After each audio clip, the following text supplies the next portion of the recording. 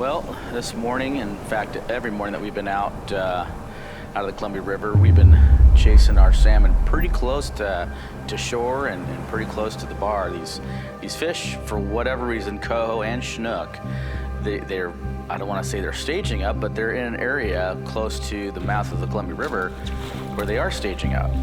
Traditionally, this time of year, we've got chinook that are laying basically on the beach in about 25 to 35 feet of water, just north 5 to 10 miles north of the Columbia River bar. And our coho traditionally are out, a couple hundred feet, if not farther out, feeding on bait fish. But we have an abundance of bait fish between herring and anchovy out here. For whatever reason, all the fish have congregated very close, which is, I want to say, unusual for this time of year. Whatever reason, every year is different. Last year, we had fish a long ways offshore. How do we attribute this? I think, water temperatures, water conditions, where the bait's living at. Every year seems to be a learning curve in a sense of where are these fish, why are these fish here, how long are they going to stay here. We've had a west-northwest push of swell and breeze, so that kind of stabilizes our fishery. Now tomorrow we're going to have about a southwest wind. The south wind can sometimes scatter bait, scatter fish, turn the bite off, what have you. We're going to see how it goes tomorrow, but these fish traditionally this time of year are not this close, and I don't know why, other than the feed is here, the bait's here, conditions are right for them to be this close to eat. How long are they going to be here? Are they our Columbia River fish? I don't know, but we'll see.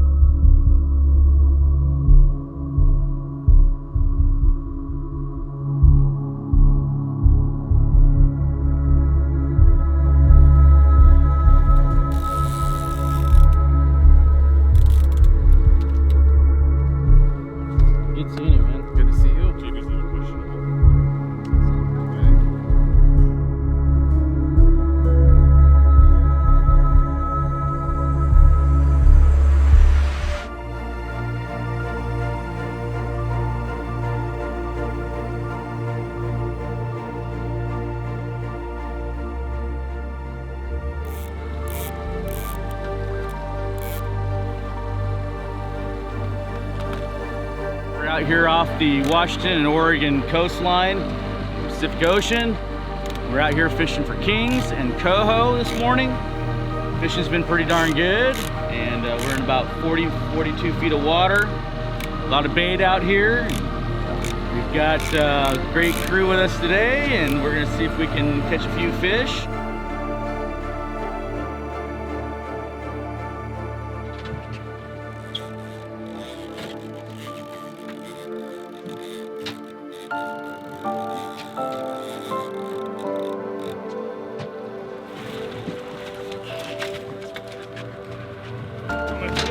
Send it!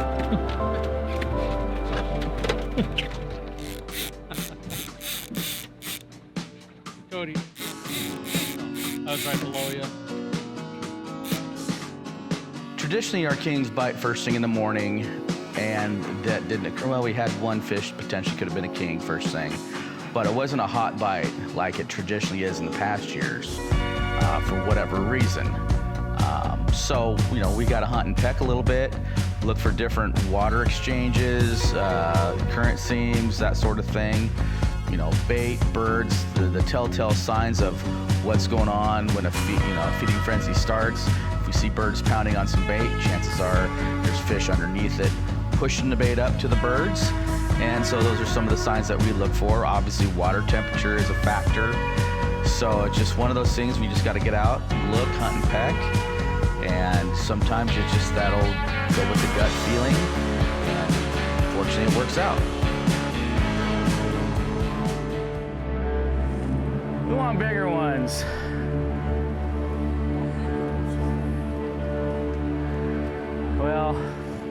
sometimes we gotta take what we can get, but with these hatchery fish, ratio to the unclipped wild fish, we gotta conserve as much as we can and as best as we can. So that's what we do.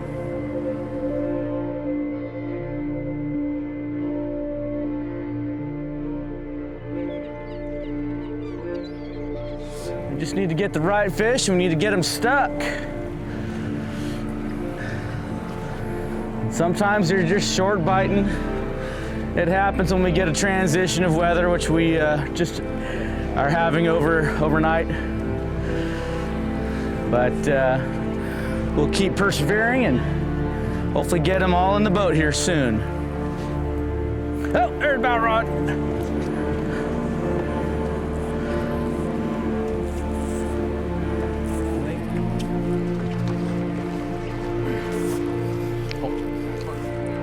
Yep.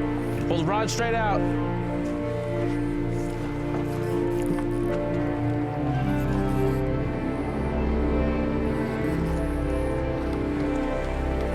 JB, he might be in you, but we'll see. JB, he's in you. Bring it on in with him.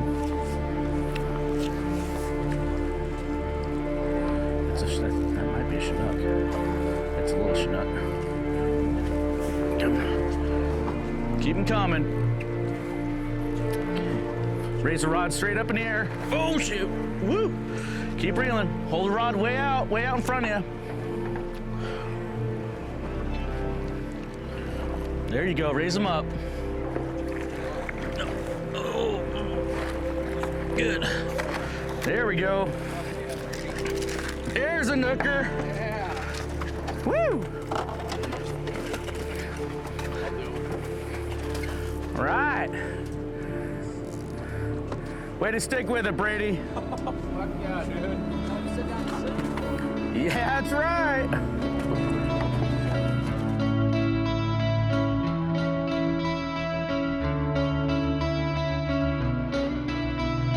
You know, the thing is I have a good intel network as well that we, work with other fishermen out there that are on the same areas, doing the same things that we are, and getting some of that intel will help us decide, hey, there's no fish here, the fish aren't biting or what have you, and try to locate some other buddies in different areas.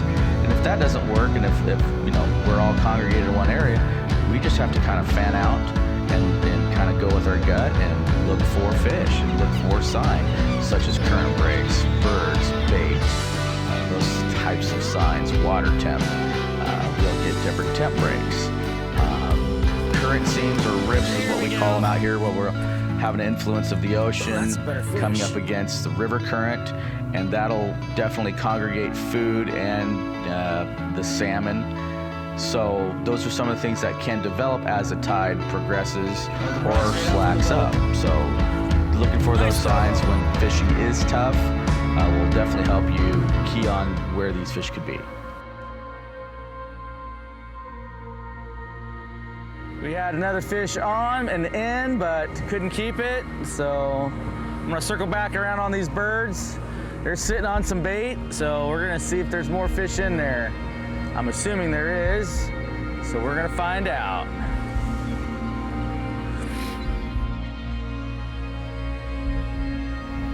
Front rod, front rod! I got it, we're good.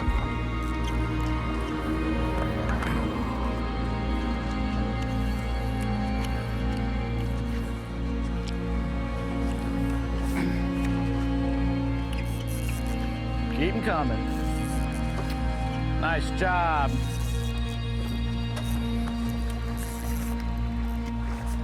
Oh, missed him. 2 points.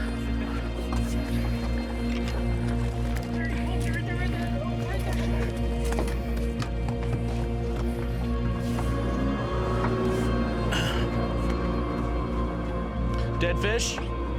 Here, bonk him, bonk him, bonk him, bonk him, bonk him first. Bam, woo! Right into the net, pal. I appreciate that.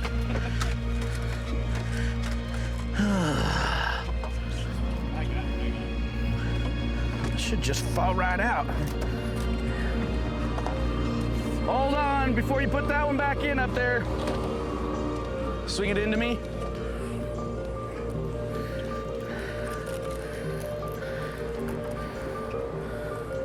Back rod, back rod, back rod!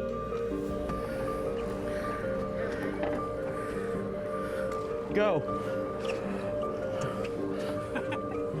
Okay, I'm gonna get right behind you. Where's it at? Okay.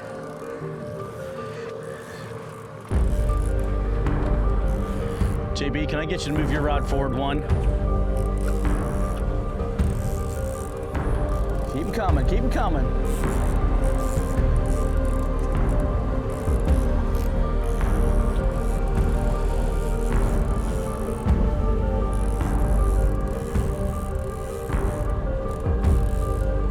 Go all the way over the edge. Perfect.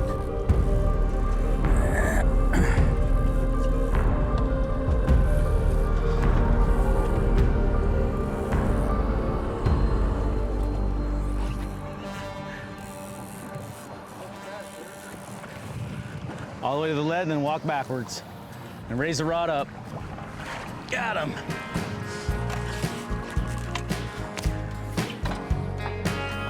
Traditionally, our kings have been closer in and on the beach where we're fishing currently, and our coho are out.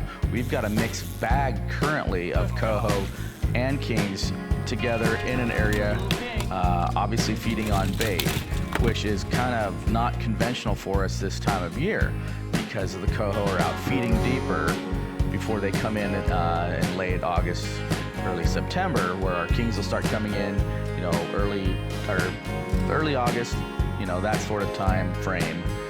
So it's unusual to have all these fish this close right now.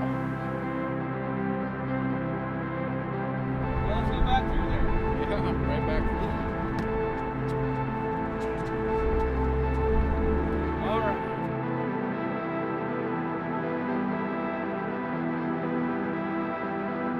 Oh, back rod, back rod!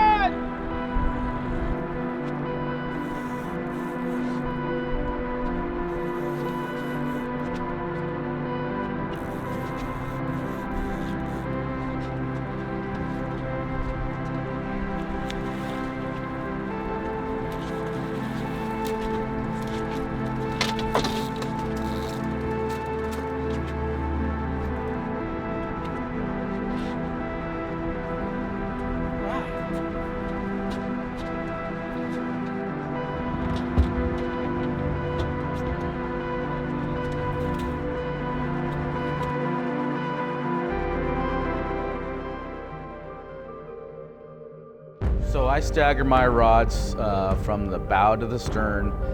Traditionally, my bow rods are a lot more shallower with heavier lead.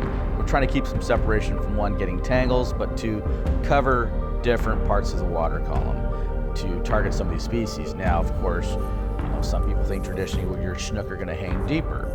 Some of my best, you know, catching of Chinook are on my bow rods shallow. It's just, I think, the luck of the draw, the bow rods are coming to the fish sooner before the middle and the back rods, and if we're in a patch of fish that could be kings, we're going to get those. And I think just with lures and the things and the techniques that I'm doing, the bow rods always seem to be more of a Chinook catching rod for me, as well as the coho. Obviously, No, he's still there.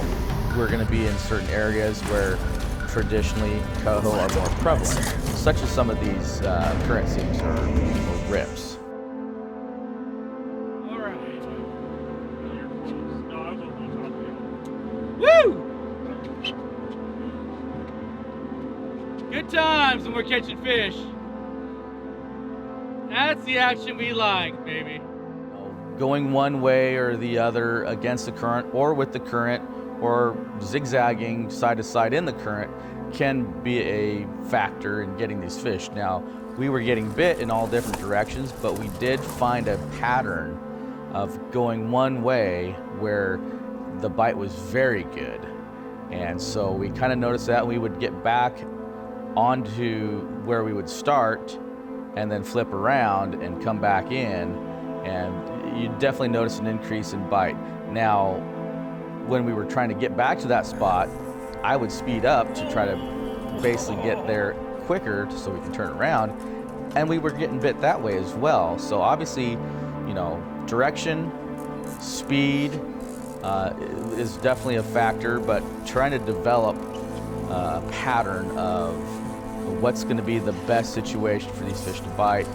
And today, our particular direction that we were going when we were getting these bites, it was definitely, that's a situation where, okay, this direction at this particular speed is gonna, you know, yield us a great bite. That's a nice going. one.